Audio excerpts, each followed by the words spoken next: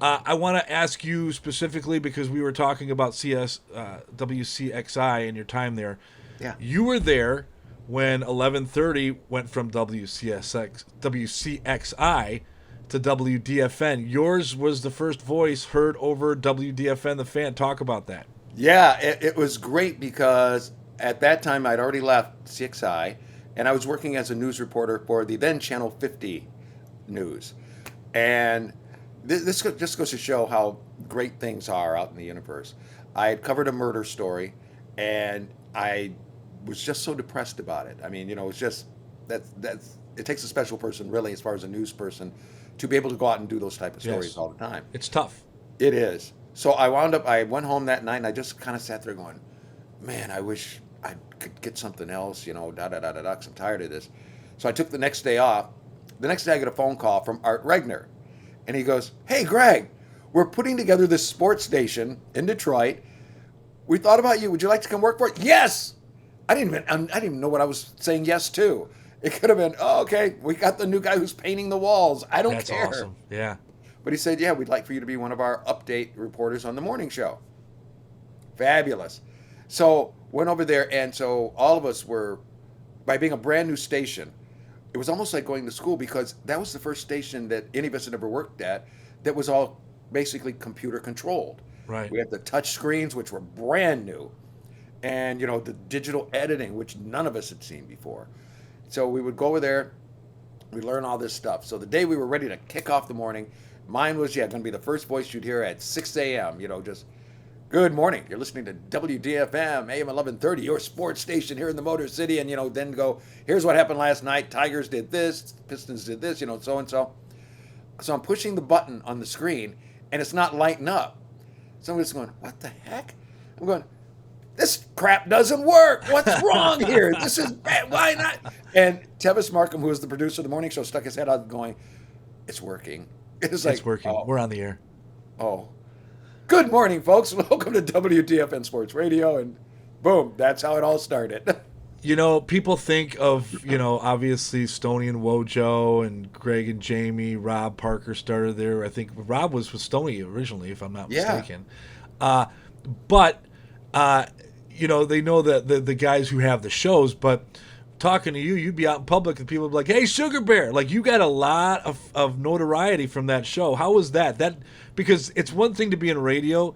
It's another thing when you're out in public and people know who you are. Talk about, because was that your first brush with fame, if you will?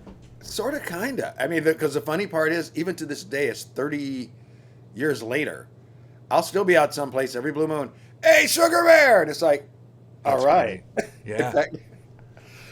I should tell you this story very, very quickly.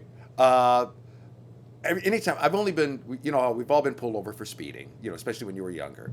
There was one time I was in a community where the speed limit changed as soon as you crossed one street.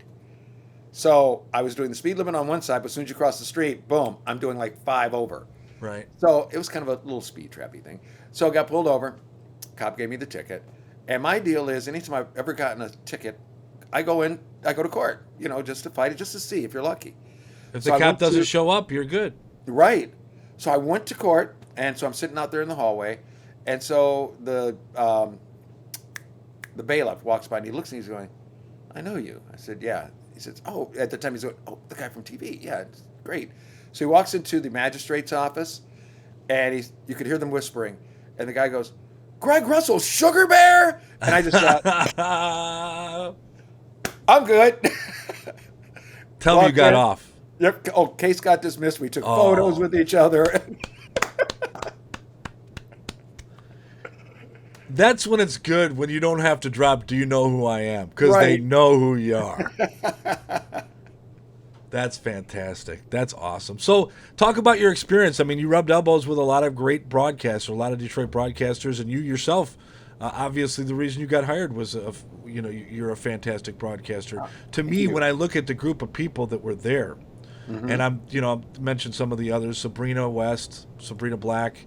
Wow. Jamie Samuelson is someone that I never got to meet, but oh my gosh, our mutual friends just rave about him. He's a He's a great. great But guy. talk about some of the people who made a lasting impact, if you will, while you were there. Oh, geez, like you said, over there, I mean, it was everybody. There's Larry Sorensen, Butch Stearns, Rob Parker. We still talk, to this day, and he's off doing great things, Yes. now out in L.A. Stoney, it's always just like running into your cousin or brother whenever we run into each other, someplace. Ike the Mega Man. Talked to him a couple of years back. I think it was during COVID because he was doing some type of special show, and somebody, Yeah. when his producer thought, I'm just going to bring in all these guests who he doesn't even know are showing up, and so got to talk to him. He's doing well because he had been sick for a while. He'd had a stroke, but now he's doing much better. Oh, and even again, just the folks you got to meet. I remember back in the day, there was a place called Andrews on the corner, basically down the street from where the radio station was. And so, like, if I was covering the Pistons, Jamie or Jennifer might have been doing the Red Wings or something that night, or a Tigers game. Back then, we'd all have to go to the station after it was over at 11 o'clock midnight, load our stuff in just so it would be ready. Then we'd all go to Andrews and have a drink. And it was great because, like, after the Red Wing games, they'd be down there at the time having a good time. I mean, that was the first time I actually met Darren McCarty, who now Wow. has become, a good friend. And some of the other guys, would be down there. And you got to hang out with these people, especially like covering the Pistons. I was there covering them during the Grant Hill times.